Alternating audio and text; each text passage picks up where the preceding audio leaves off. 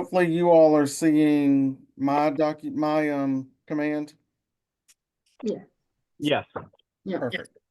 So last week we kind of did buyers A to Z and we really focused on the offer to purchase. The buyer agency is only 3 pages now. And oh good, Joanna, thanks. Glad you're here. Um So the buyer agency is only 3 pages, so we focus more on the offer to purchase. So this week, though, I want to focus on the listing agreement so that make sure we go through that. And I'll hit the offer to purchase on from the seller's point of view. If and when you get an offer, what you're looking for, but I'm really spending more time on the listing agreement itself. So this is what your home screen of command is going to look like. Um, just like I talked about today, Connect right here. There are a ton of pre-recorded already classes at KW University that you can take via this Connect. So you can always have extra training that's not us involved that will go into your record if you're looking for something special or extra there. But anyway, your dashboard, let's not go squirrel. Create an opportunity, here the handshake. Up here, we're going to start a new one. So Burlington Market Center, this is going to be a listing. I'm going to say John Smith. And this is John Smith listing. Perfect. I love it.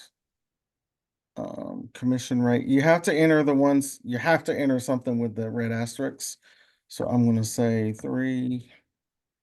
Watch and cultivate. So once you get here, you're going to create and it'll start you a file. So this is your John Smith listing. Now, personally, I start them with a name. On a listing, I would actually name it the address. I myself, I go in and put addresses because I may sell John Smith 10 houses over a period of time. So I'm gonna name it address instead of person. Just future, if I would recommend that to you. Details, these are kind of like specifics about what you just keyed in. These tabs going across. This is marketing for the house. These are 4 flyers that are already ready. I just need to like plug and play to get those to work. Documents, that's where I'm going. This is where we're talking about contracts and listing agreements and everything else. So I need to start to work on this opportunity to choose a checklist. So I'm picking a residential one. When you click residential, it automatically adds these 3 files, a listed one, under contract, and a closed. And just like last week when I talked to you, the way these are set up, they are in the order of how you should do them. It's also in the order of how compliance looks at them. And then it's also in the order of how the commission looks at them if you are ever investigated. So before you ever speak to anybody, any first substantial contact, they call it, you have to do a WWREA, which is working with agents. If they decide to hire you, that's when you do the exclusive listing agreement. Once they disclose the information about the property, it's the property disclosure. MOG is with all types of property, even vacant land. There is a vacant land disclosure that was added in October, so that's a new one for us if you're doing a vacant land listing and not something with a house on it. The rest of these, some of these are conditional. If they're going to offer compensation, then your 220 would get dropped in here. If it doesn't sell in the time frame, or you need to make an amendment, like drop the price, or if you need to drop the compensation amount, anything you change about the agreement, you would drop in here. These red boxes are requireds. You need to go look up the deed at the tax office, at the register of deeds. Tax office, you need to pull up from the county tax card, drop it in here. North Carolina, trick question last week. Does the commission require you to measure your house if you list it? No. Mike had the right answer. Who does require you to measure it? Who does? The MLS. So The commission will give you the instructions on how to measure and what they count in square footage. However, they don't require you to measure it. They don't require you to disclose the size of it. They just tell you how legally it's to be done. Who does require it to be in the listing is the MLS. So square foot measurements should be either a pencil. I don't care. I'm not an artist. So you can hire that out. They can give you a sketch. They can Matterport it, like some of the photographers do the Matterport, like Flamingo. A lot of appraisers will measure a house for 75, $100, depending on the size, location. They'll give you a nice little pretty map draw out. I don't care if it's on a piece of paper and you've sketched out the squares and you wrote in math to get the square footage. All of that works. You just need to have something.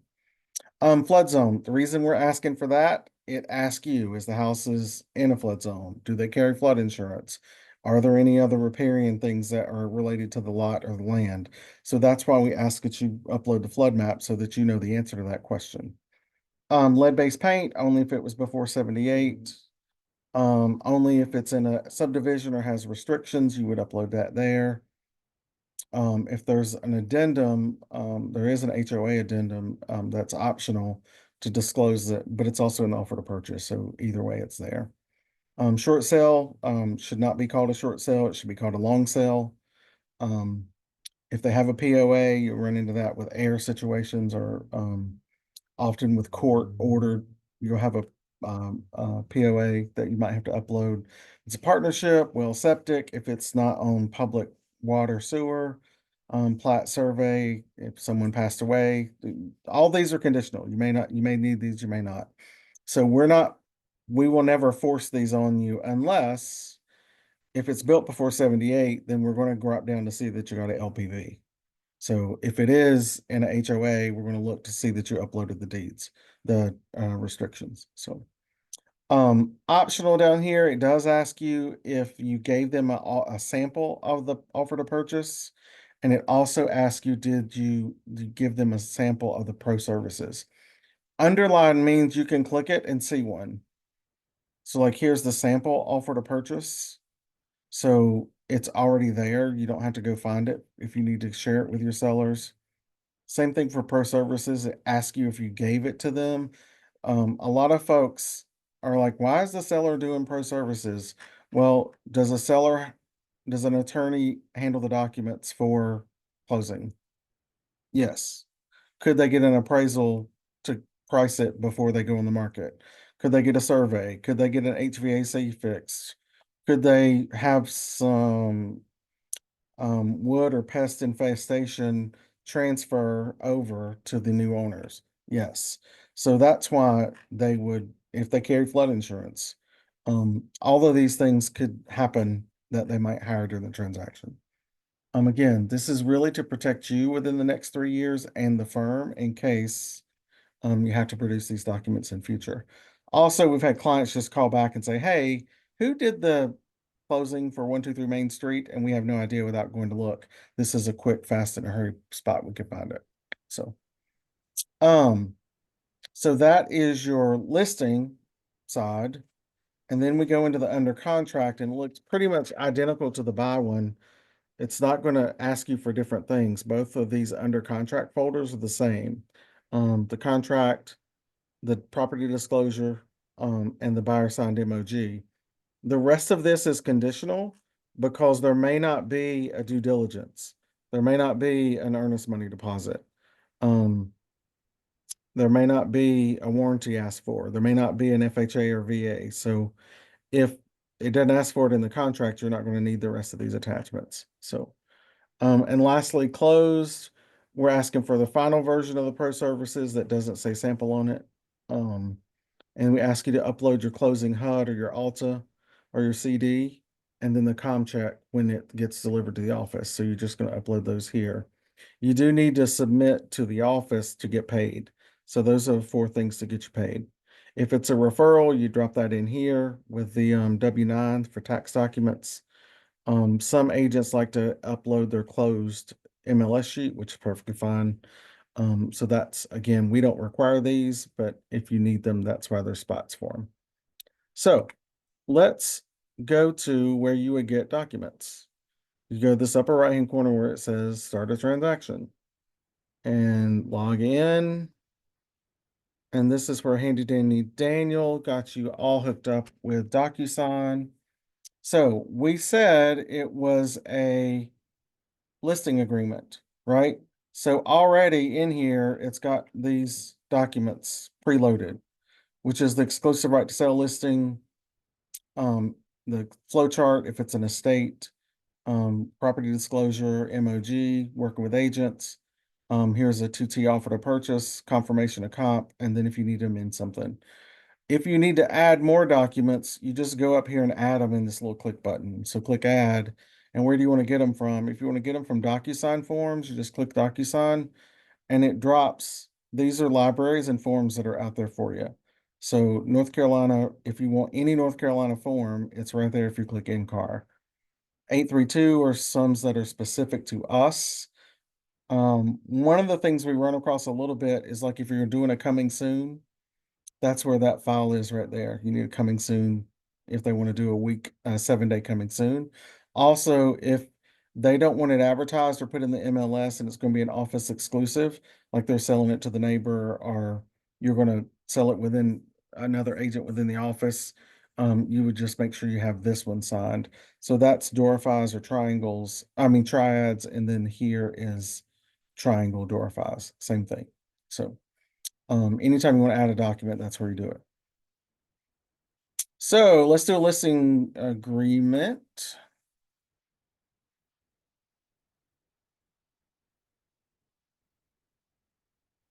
Hopefully. Just like I told you last week, if you want to open it on the screen we're at now, you can go ahead and fill in a lot of these blocks and spots. And if you just hit save, when you actually go to create the envelope to have signatures dropped in, you don't have to type all that stuff in. It's already pre-filled for you because you did it over here. So this is what I might take before I go to the listing appointment.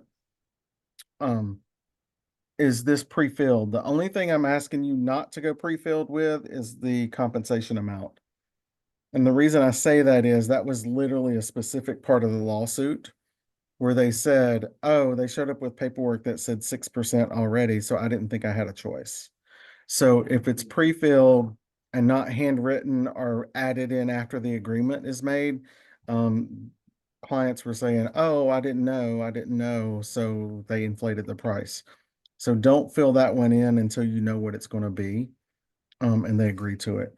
If you do put one pre-filled in there, there's a spot for you to acknowledge that it's negotiable, and all of you need to initial it, you and the party. So John Smith was my seller. It's between the firm, of course, me as the representative. Blue boxes in North Carolina is for information purposes. If you see a red box, it's a warning.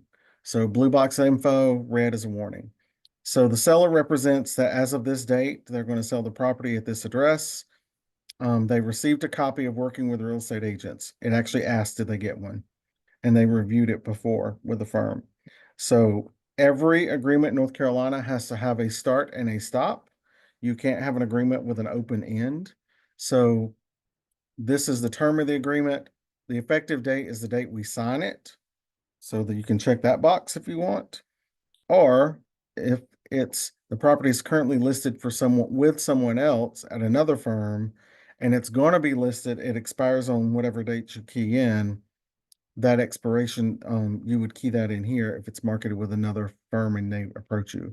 So, okay, let's say it's going to be the date we sign it. That's when it's effective. It expires. I do 6 months. You can do anything you want to. There's no set date. Nowhere in North Carolina it says you have to have a set date other than that you have to have one. So if today's 1/15, I'm going to do 7/15. I'm going to say it's at 123 Main Street, in Burlington, Alamance, and the zip is 27217. Okay. Here, what we're looking at, what we have had are agents that only put in a PIN number and keep it moving, and they've had a typo. And they get to the attorney's office and we're like, whoa, this is the wrong lot. Or they get to go enter in the MLS and the signed agreement is for the wrong number than what they've entered because they just made a typo. So some combination of something, it has to be, this is deed book and page, this is, bless you, this is plat book and page, subdivision if it's in one, lot. Often in your PIN numbers or legal descriptions, it'll say lot number, book number. So a lot of it's in there, in that legal description. So fill out as much of this as you can get your hands on, just so there's not any gray areas. Um, Another spot to be really careful of, we had this situation as well. Like if there's an adjacent lot that's vacant and they're selling both lots as a package, make sure you put both PIN numbers here. Because we have had literally, we had someone buy a house and the vacant lot beside of it. And she came outside one day and they were tearing the trees down on the vacant lot to build a house because the attorney didn't catch the second lot on the offer to purchase. Had nothing to do with us. Our listing agreement, the MLS, both that had both lots. It was all in the both lots, except the attorney did not record the second lot. So all of a sudden, um, when they notified the owner that they had made a mistake, the owner sold the lot. So basically, the owner got double money. So you can imagine the mess that was. Again, blue boxes are for information, right? And red boxes are warnings. So here are the list of things that convey. And basically, and this list gets longer usually every year. So if it's rule of thumb, if it's screwed or attached to the house in some manner, it stays with the house. The big thing here is technology like smartphones and smart thermostats and smart garages and now washing machines and dishwashers and refrigerators that you can start from your phone. That all legally has to be deactivated on the seller's phone once they convey the property. So that's one of the big changes that happened last year because technology changed. Um, anyway, here's the list. Initial everything, unpair. Legally, they are required by law to unpair. Anything they lease or not owned in the house, like if it's in a security system, if they lease a gas tank or oil tank to heat the house, or I don't know what it might be. Anything leased or owned. Dish network, if they have a dish and it's leased and it's not paid for, put it here. If it's grandma's things that don't convey, if it's grandma's chandelier in the dining room that's passed down generations and they're not going to leave it, you would put that there. I always tell sellers if you got something like that, go ahead and switch it out and take it down because the moment you tell a buyer that they can't have that, they want that. So if grandma's chandelier is up there and it's going with you when you move, just go ahead and switch it out to whatever because they will want to negotiate for something you don't want to give them. So we've even had to the point of the hydrangea bush on the side of the house gets dug up and moves away. So then my recommendation is to dig up the hydrangea and put it in pots until you're ready. Because as soon as they see the hydrangeas beside the house, or they see in your pictures and marketing advertising how beautiful it is in spring, and then they get to winter and it's ugly and it's dug up, you might as well, go ahead and take it out. Personal property. Personal property we know is like a refrigerator. It's not attached to the house. You plug it in and roll it away. Ask them if they want to get a warranty or not, if they agree to one or do not. Just check boxes. We'll say if they agree to it, um, here's the fee, and if the office gets paid a spiff from it. What happens with there is one warranty company that actually pays the agent $50 if you get a warranty. So we just they pay the office and we turn around and write you the check. We don't keep that $50. So if they choose that one and that's someone you work with, then you have to disclose it. You can't keep that information from the seller that you're getting $50 because they chose a warranty. Often what we'll see is the warranties put in the offer to purchase as a negotiation tactic and then taken out. So like we'll agree to offer to purchase, but take out the warranty. So um either way is perfectly fine. Usually what happens if the buyer's getting a home warranty, The seller coverage up until the day of closing is usually complimentary with no fee. So I would always check into that. Even if you get a warranty on a home, it's not obligated for the buyer to go forward with it. You can use it as a marketing opportunity. You could say this home comes with a warranty. There's no cost to the seller until it actually changes hands. And if something breaks, it's covered up until settlement. So next box is listing price. And again, that is what y'all agree on. We're gonna say 250. If you can find something on Main Street that's 250, great. Um, this is the method of payment. If it's conventional, if it's cash, whatever you're gonna accept. If it's not in the USDA, don't check these boxes if you don't think it might pass inspection or appraisal. Just say cash or conventional. If it's not in a VA area or USDA area, don't click all these. Compensation.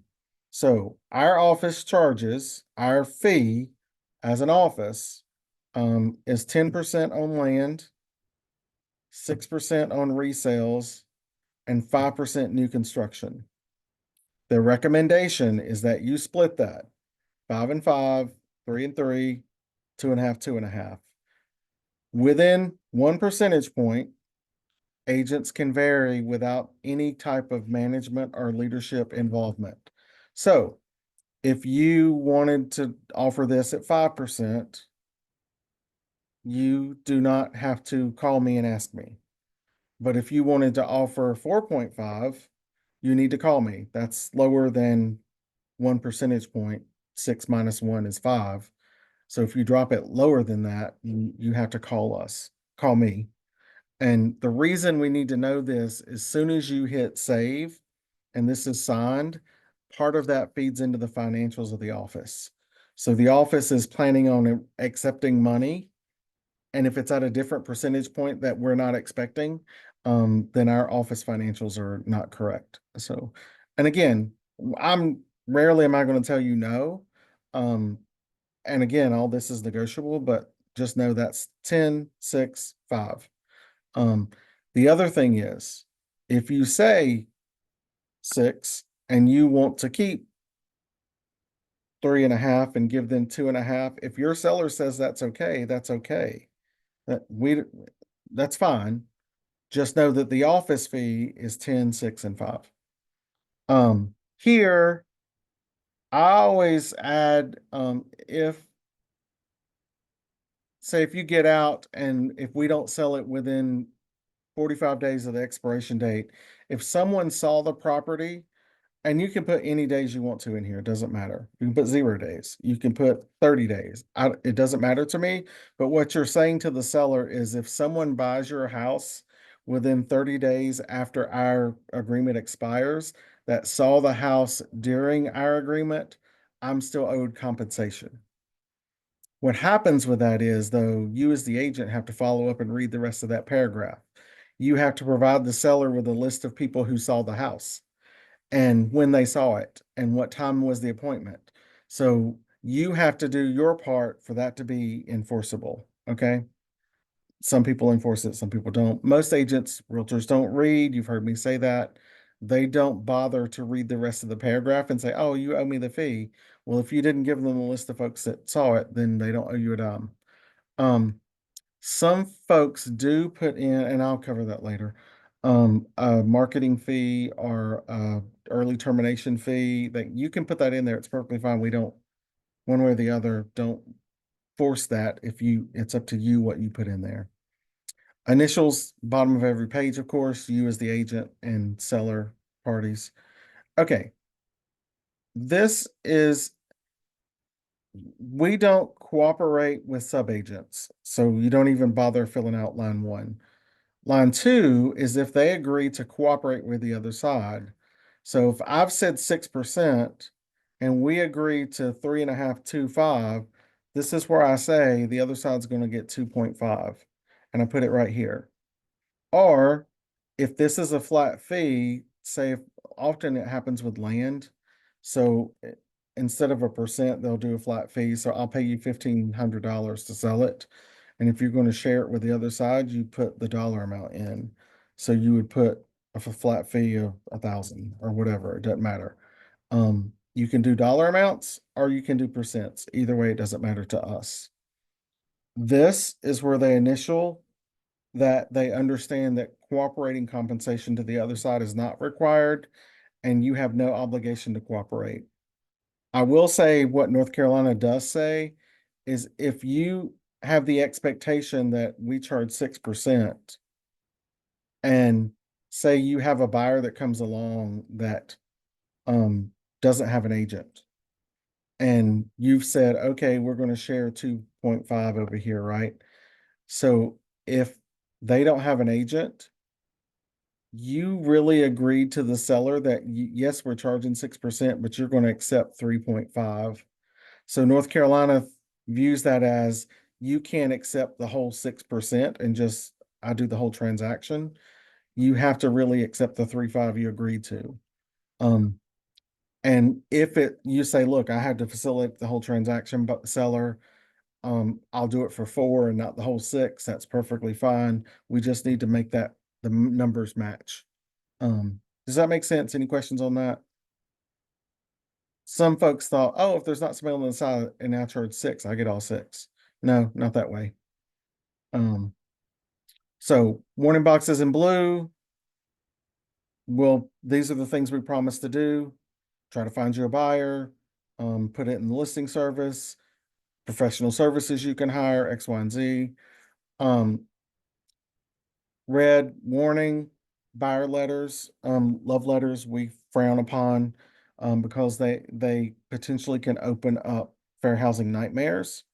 So if you think about a buyer love letter, like, oh, I can see my children laying in front of the fireplace by the Christmas tree every December. And so I've just opened up Christianity, which is religion. I've opened up children under 18 in the house, which is familial status. So you can see that letter can get us into a whole lot of hot water if we accepted a letter and we chose that offer, not on the terms, but that letter warmed my heart and I turned away another one. I could have a fair housing nightmare. So just FYI. Okay. You've been made aware that the firm, these are our duties, that this is what we will do for you for that price. So the initial here, this is the commencement of marketing. Often agents are forgetting to put in a date in this box. So say you get the listing agreement signed, it's effective today, but they're not ready to go on the market. You got to take pictures. They need to straighten up. They need to downsize their personal belongings. They need to mow the grass. Whatever it is. You're going to not market it until it's 1:15, let's say 1:30. So you need to key in a marketing date here that you're actually going to put it in to marketing.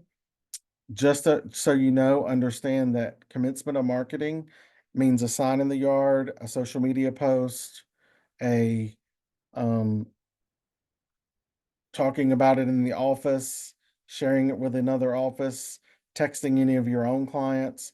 Anytime, if you share something about that property, you've got 24 hours to get it in the MLS. So if I tell somebody before 1:30 about this property, then get that. If I tell somebody before 1:30 about this property, then I've got 24 hours to get it in the MLS. Hold on. Call me when you get done. I just Okay. got two. Yep. That was Robbie. He says hello, everybody. So just know you got 24 hours to get an MLS if it goes public. So warning, informational box in blue, public marketing. This is, do they agree to public market, the initial? And then this is what do they agree? Do they agree to coming soon? Yes or no? Do they agree to a sign in the yard? To allow open houses, advertising on the internet? This also discloses that once it goes on the internet, we're no longer in control because it disperses out. So sometimes we'll say, well, I'll tell you what happens is it says it's fine to advertise on the internet, and then it changes hands and someone buys the house and they say for my privacy and security, I don't want anyone to know where my daughter's bedroom is in the house. So they want us to take the pictures down. Well, it was signed that we could have internet advertising. So we can go back and request it to be removed. So that just FYI, that's usually what happens here. Office exclusive, if they don't want it marketed to the public, and remember that form I showed you for Triad and Triangle, this is where they would check initial office exclusive, meaning I understand it's not going to be in the pulp market. You're going to market it to the 170 agents in the office, not to the public. They would initial here. Um, Listing service must be dissembled and put in the listing service within 1 business day. So that's where I told you got the 24-hour rule. So if it were an office exclusive, but then an agent found out from another office about it, 24 hours. So even if it was an office exclusive, we got to get it updated and put in the MLS. So do they agree to put a lockbox on the house? Yes or no? And then we go into questions from the seller. You acknowledge that there won't be any unauthorized use of a lockbox. Control of visitors are monitored via the show-in service. Photographs might be taken of the properties, internet, X, Y, and Z. So, warning box in red. Just be cognizant. Recording devices without the consent of parties to record could land you in a lawsuit, like nanny cams or ring doorbells or and I'll tell you a situation that literally happened. We had buyers at a house that trashed the house the whole time, and there were cameras within the rooms and in the halls, and this is terrible, and look at that horrible furniture and blah blah blah blah blah.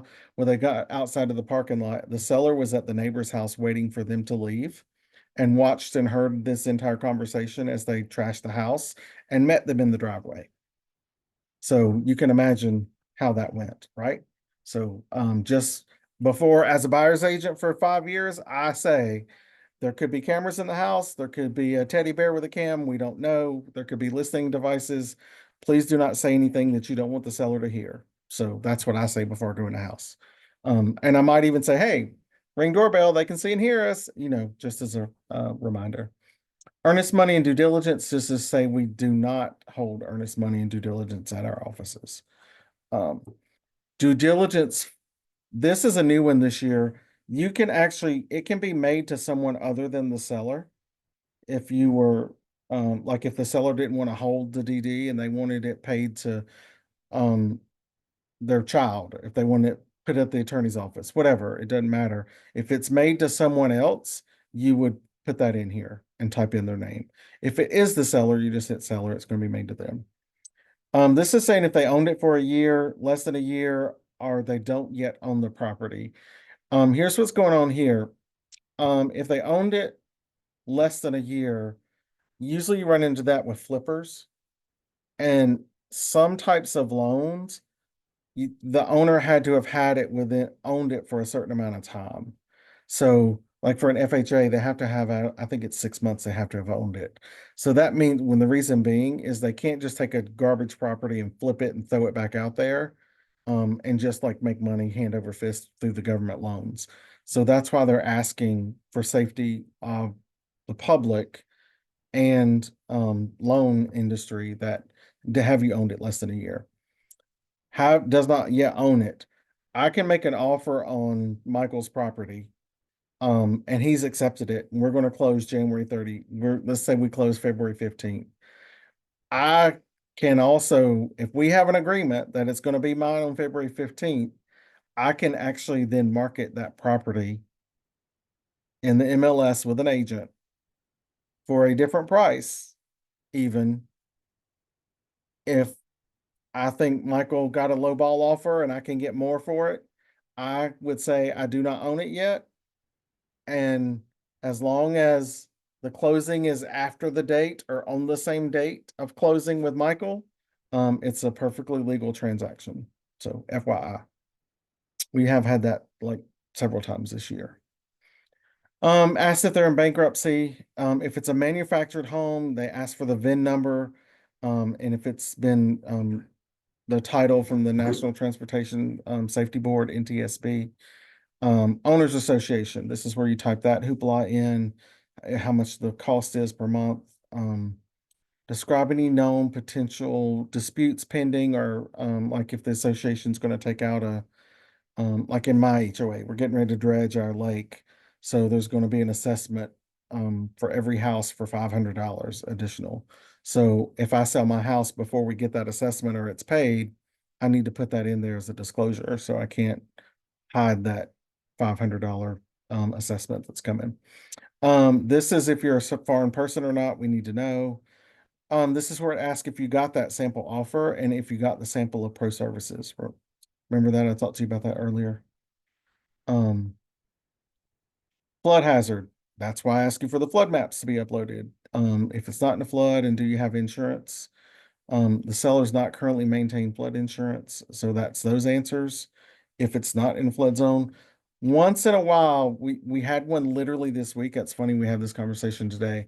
Um, the lot was a back corner of the lot, say it's a square, and we had one little corner, back corner of the lot, if you look on my screen, was in a flood zone. The house was not in a flood zone, and they owned it outright.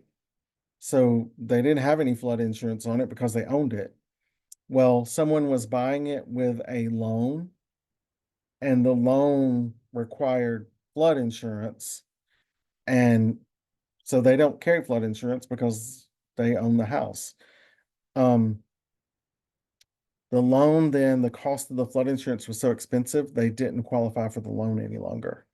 So just be really careful when we're talking flood zone and make sure we ask the right questions of the seller.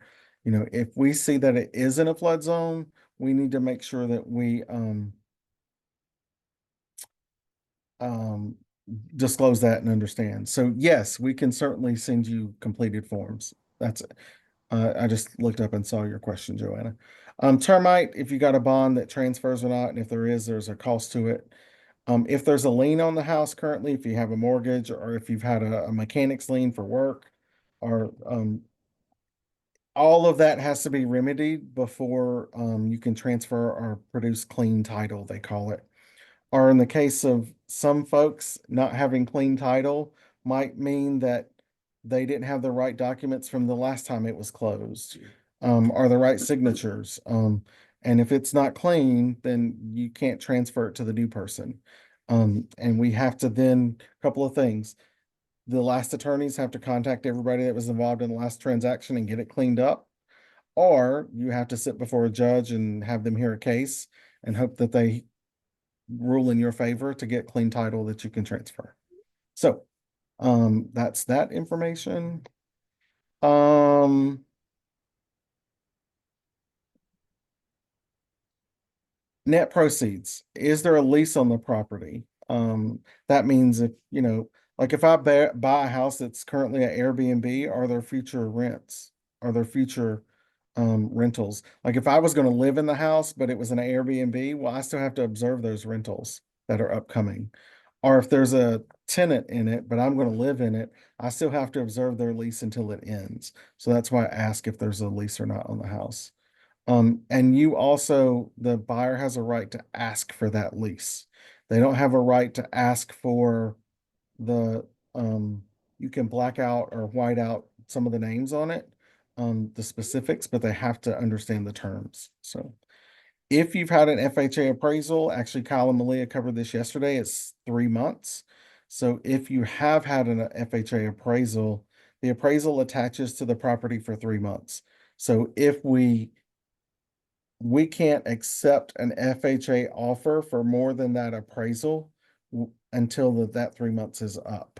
So that's why I'd ask you if you've had one within that's current, if you've had one. So it stays with the property for 3 extra months. Again, blue boxes are information. Any such appraisal may be binding to a buyer. That's why it's in there. Assessments, again, that's if like us, we're digging up the lake.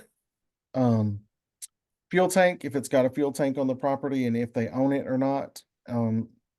You find this mostly in rural areas that were farms, or some older homes around downtown, and you'll find that they had buried tanks for heating and oil.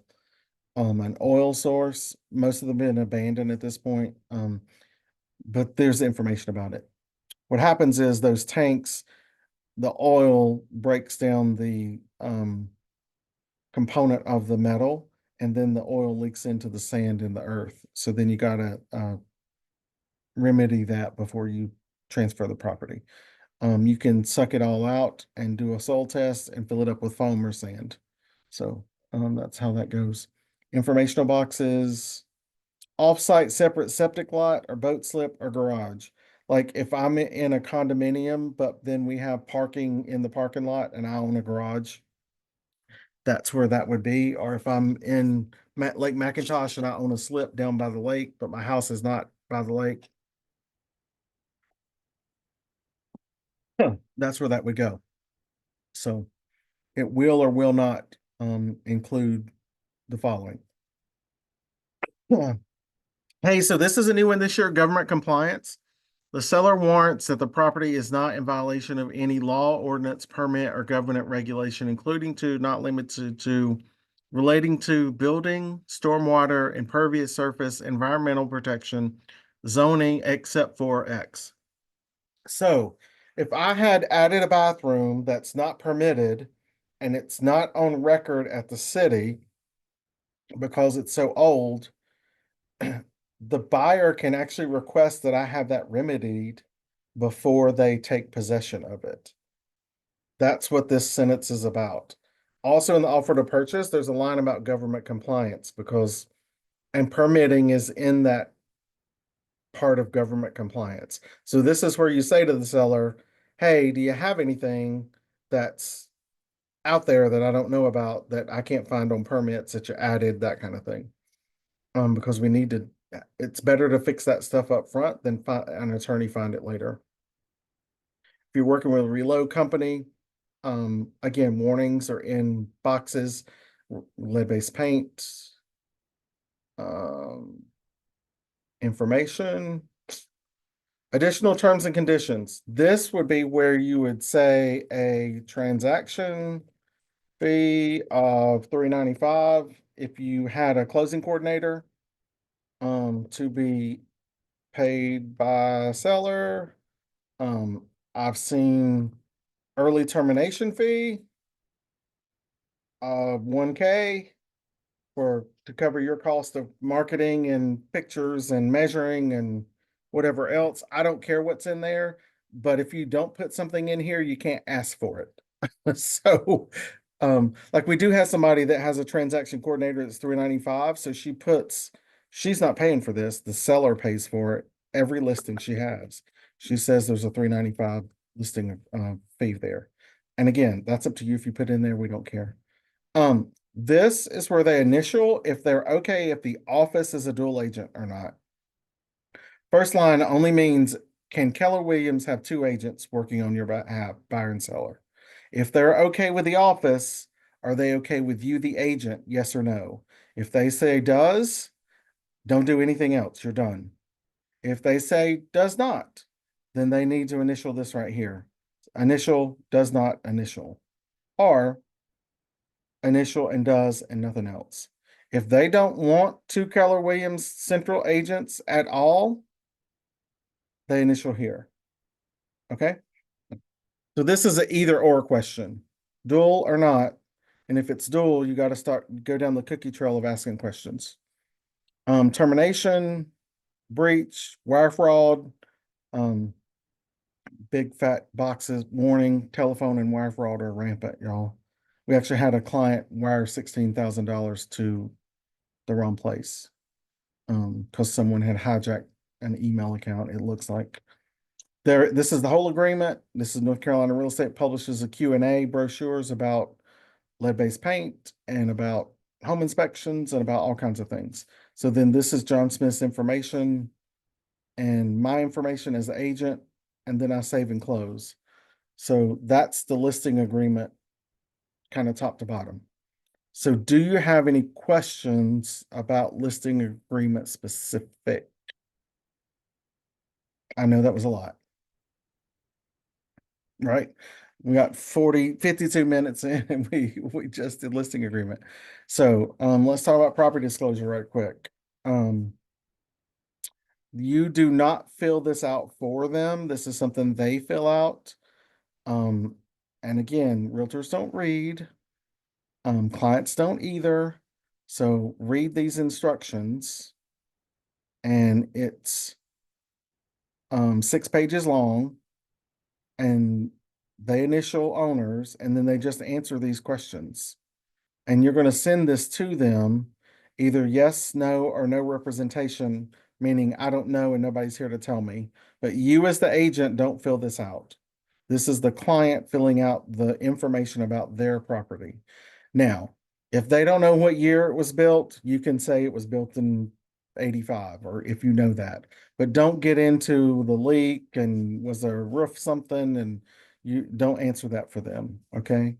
So that's the property disclosure, and then they sign the last page. MOG, I call it OMG. Typical answer is, gosh, internet slows today. Daniel, fix that. Um, Split this in half. 1 through 3 is about minerals. 4 through 6 are about oil. So whoever owned this property prior, they usually don't know if they gave away the rights. So they would say no. I don't know if they gave away their rights. I'm not giving away the right. I've not severed it, and I'm going to give it to you. So it's no rep, no. Oil, I don't know if they gave it away before. I've not severed the oil, and I'm going to give it to you. So no rep, no. So that's what you're looking for, is that kind of no rep, no rep, no. Sometimes they say, well, I know my dad didn't give away the rights, and they, say no. That's okay. Just know that they could come back on them if it happens that way. Um, those are the biggies. I do want you to see that if you need to make a change, like if you're dropping the percentage or changing the price or extending the date, like you do that all on this same paper. Whether it's a buyer or a seller, it doesn't matter. It's the same document. And I'll tell you why when it comes up. So, who is the client? It can be a seller or a buyer. And who is the firm? And then this form is good for all of these agreements. So, if it was John Smith that we were working with and KW, and it was exclusive right to sell, that's this one on today's date. So that's why it can be good for all of these, because I'm putting in the specifics. It's a 4123 Main Street in Burlington. So the amendment is X, Y, and Z. So what is the amendment? So that's where you would agree to exchange it. Okay. Let's see. I think that is it. I do want to look at an OTP right quick for the selling side, because I really dove into it last week on buying for you, but I do want a couple of hot spots to check for. Because you're getting the offer as a seller from another party. If they halfway fill out the description and halfway fill out like if they don't have these boxes filled out, I would add them, put them in, or tell them, we want to entertain your offer, but you need to fill out your forms. That's quite all right. If there's a due diligence, I want to see numbers. How much is it? Are they making any deposits? Is this filled out? Who is holding the money or who the attorney is? What's the due diligence date? And what's my closing date? So that first 3 pages, top of 3 pages, is what I scan for first as a seller, listing agent. The rest of this is all information. Are they asking for anything? Do they want the fridge? Do they asking for the shed? Whatever's keyed in there. If I knew grandma's chandelier was not going and they didn't put it, you need to add it. Your person needs to sign it. And what else? It goes back to them as a counter, and they need to sign it. Initial it coming back. You need everybody's signature if you make a change right here. So Grandma Chandelier doesn't convey. Um, you're looking to see what type of payment. If it's cash, you want to know, are the funds attached or not? One of these boxes should be checked. If it's not checked, and I just say, okay, it's cash, you're not telling your seller if you verified the money or not. So if I'm a listing agent, I'm not accepting an offer that don't have that. Um, if it's here, I mentioned this to you the other day, if it's a mortgage on the house, and let's say it's conventional, and it's an 80%, right? Um, so let's say it's 200,000, and 80% loan to value is going to be what, 160? Um, but they're offering 200.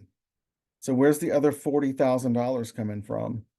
If I don't check here under other, additional funds from 401k are, so now I know as a listing agent, okay, they're going to do a 80% loan to value conventional, and the rest of it's coming from their 401k. So now I'm giving more information to my seller if they want to decide to accept this offer or not. What I see is a 80% loan to value, and this is blank. They don't bother. So now you just like, I hope they got 40 more thousand. They say they do. So if I'm a listing agent, I'm asking for that. Trust me, it'll set you apart. If this box is if they have other property to sell or not, this does not make it contingent. There is no such thing as a contingent offer in North Carolina anymore unless the two parties sign a contingency agreement addendum that is created by an attorney or by the two parties. So this is only information.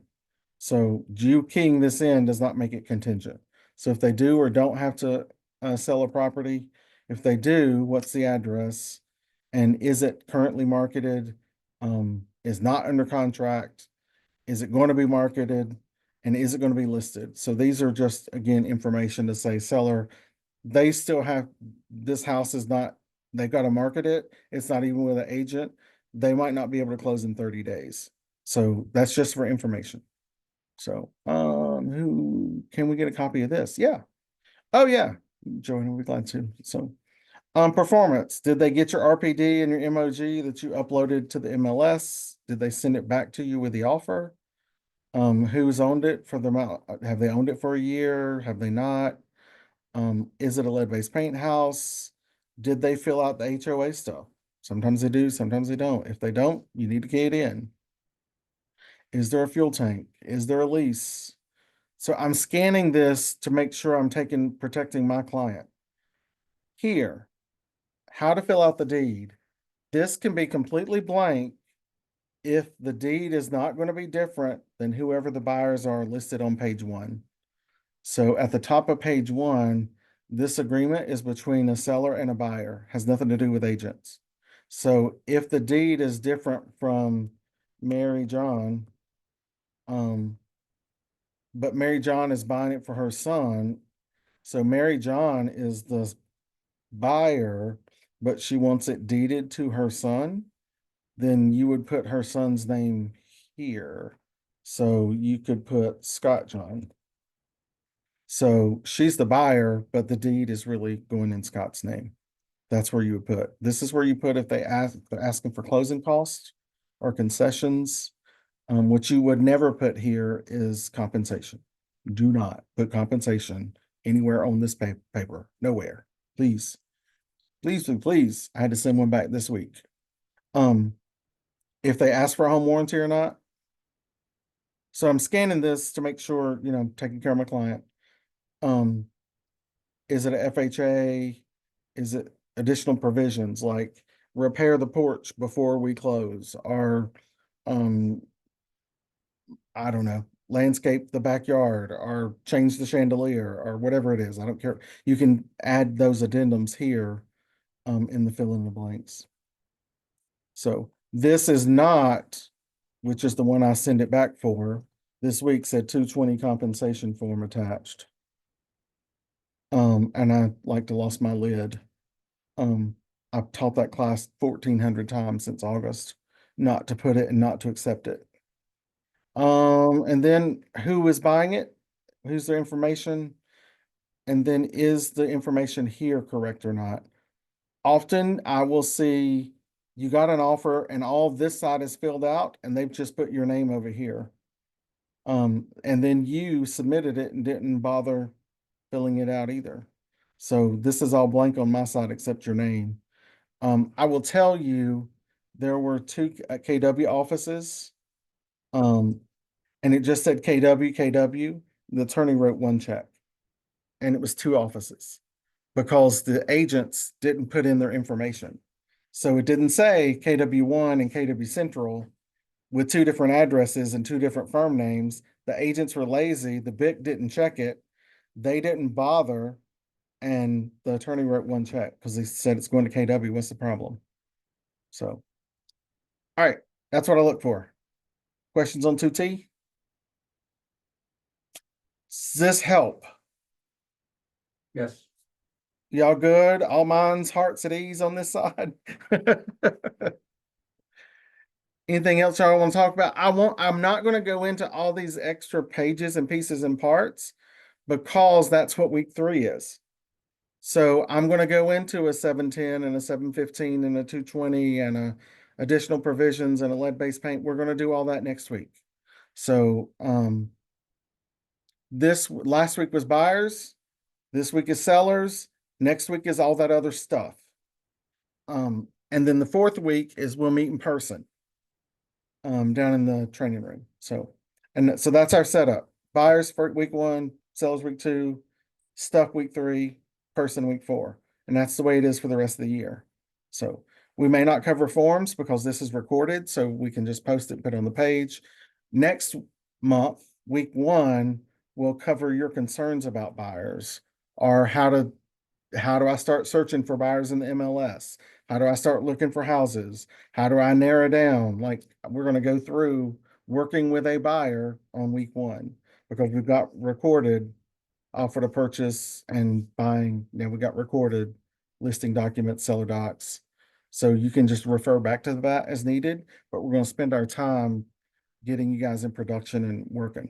So any questions? All right. Good to see you, Joanna. Shanice, thank you. Guest star appearance with Mr. Lanier. We appreciate that. Say hi to Yvonne. Mike is here. Thank you all for that. And if you need me, call me, okay? Thank you, Jason. Hey, I Thank you, appreciate y'all. Jason. Thanks.